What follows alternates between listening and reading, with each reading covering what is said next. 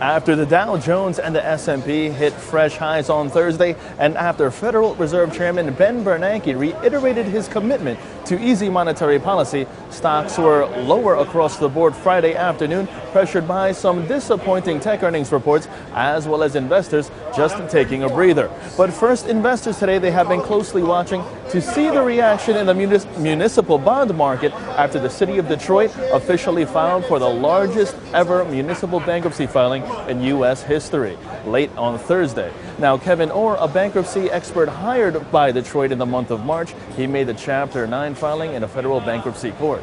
Meanwhile, overseas markets, they are beginning to watch a meeting of G20 finance ministers in Moscow set for today as well as Saturday to see if global policymakers can do anything further in order to calm recent volatility and boost global growth. And the Nikkei's 225 index, that was down from a two-month peak on Friday, and earnings season continues to be in full effect. Also, the combination of soaring oil prices trading above $109 a barrel and the dollar continuing to trade around its relative steady mark against the euro currency this afternoon has helped pave the way for quite the interesting session for the Dow Jones. Speaking of which, the Dow Jones Industrial Average declined, dragged lower by Microsoft and Hewlett-Packard. The S&P 500 and the Nasdaq also on the downside, while the volatility index traded below 14.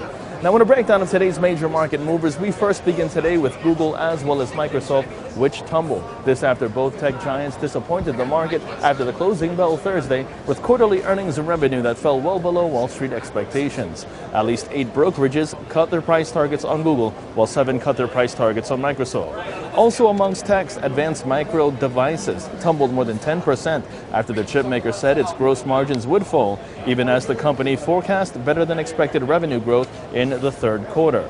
Intuitive Surgical plunging nearly 15% to lead the S&P 500 laggards after the maker of the Da Vinci surgical robots slashed its 2013 revenue guidance and added that the FDA has issued a warning letter after a facility's inspection. And lastly, Schlumberger rallied after the oilfield services company topped earnings expectations as drilling activity outside North America touched a 30-year high.